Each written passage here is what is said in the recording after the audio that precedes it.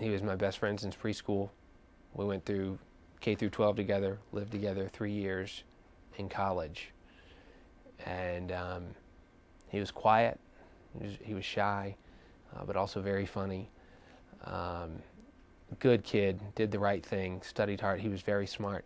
But we were just always together. And it's not surprising to me at all that they remembered him. And keep in mind that all of these teachers and many more came to his funeral. He was just that good of a kid. And I think still to this day, the church where the funeral was held was, that was like the biggest crowd the church has ever had. I mean, they were putting some people in the basement of the church just because so many teachers, so many educators, so many parents out there came to mourn and celebrate his life that day. I just remember a very empty feeling.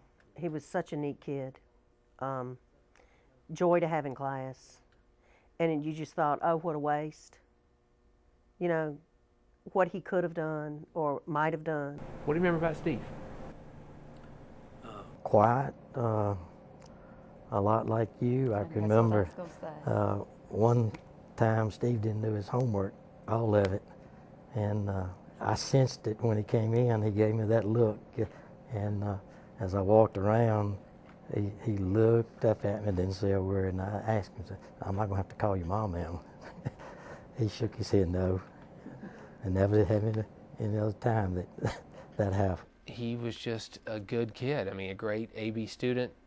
Could have easily been an A student, you know, but he played sports and he had extracurricular activities and he had a ton of friends. And I think, too, my relationship with him just got so much, our bond just grew huge. I mean, when you live with somebody, he and I lived together 3 years in college after being together K through 12. And when I got the news that summer of 1990, it was just devastation. Well, I tell you, it's sort of like, it was the same kind of funeral I see a lot of times when you have young people die. You know, all of us when we're in high school, we think we're invincible. You know, it'll never happen to us. It'll never, and it's just like when you see, I just remember all the kids' faces, the shock on them. They just don't think it's going to happen to them or somebody they know, and they just have such a hard time with it. It's like reality really sets in. You know, that we are limited here on Earth, and that's when they first think about it. But I had several, such in Steve's case, you know, where people were seriously hurt and several were killed, and it's something that you don't forget. I can remember each one of those, you know, now what happened, and I remember their names, and I don't know why it sticks with you more. That was my first experience with true mourning and the loss of somebody so big in your life, and it was devastation is the word that comes to mind. It was the hardest thing I've ever faced, and I gave the eulogy at his funeral, and part of what I said was he represented all that was good in life. He just was such a good-hearted person, and that's what I try to remember. And I still can't think about the accident, or still can't think about some things, just because I still can't go there sometimes. I just think about the good part. I remember you speaking. That's probably the biggest thing I remember about you giving your eulogy. I know that was hard for you, and you did such a good job. I remember, there were parts of that day that were a complete blur, and then there were moments in time that were frozen. One of those frozen moments in time was at the burial. This was after the funeral. Keep in mind, it had been 3 years since any of us had been to high school.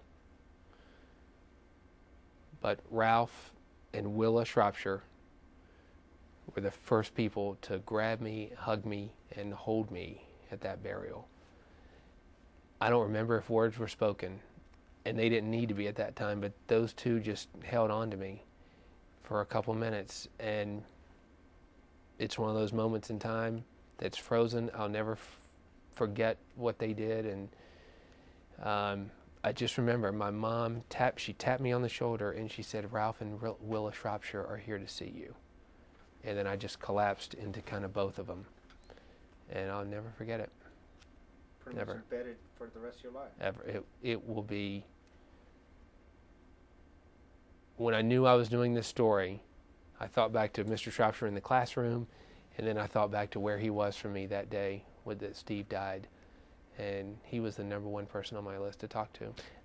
You know, when I talked to Steve's mom and I asked her if I could do this, and I just told her I thought that enough time had passed that I felt like I could talk about it. It was the darkest point in my life at that time.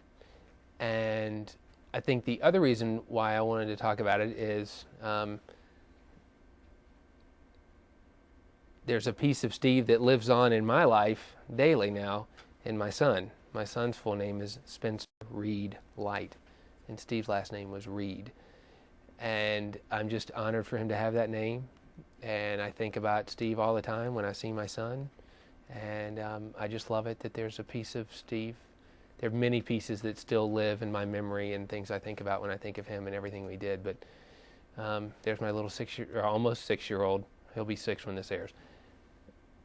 There's my little 6-year-old running around, and it brings nice memories of my best friend. Life is about snapshots in time, and it's about victories and losses in life, and how the victories shape you and how the losses shape you and what you do and how you persevere and move on and learn. And I think part of this whole process that it's been somewhat of a surprise to me. It's been kind of therapeutic to come back and talk to teachers, talk about Steve, and you know, I guess maybe move on to another phase of the mourning process, because I don't think the mourning process ever ends. 12 News is always available for you on the web.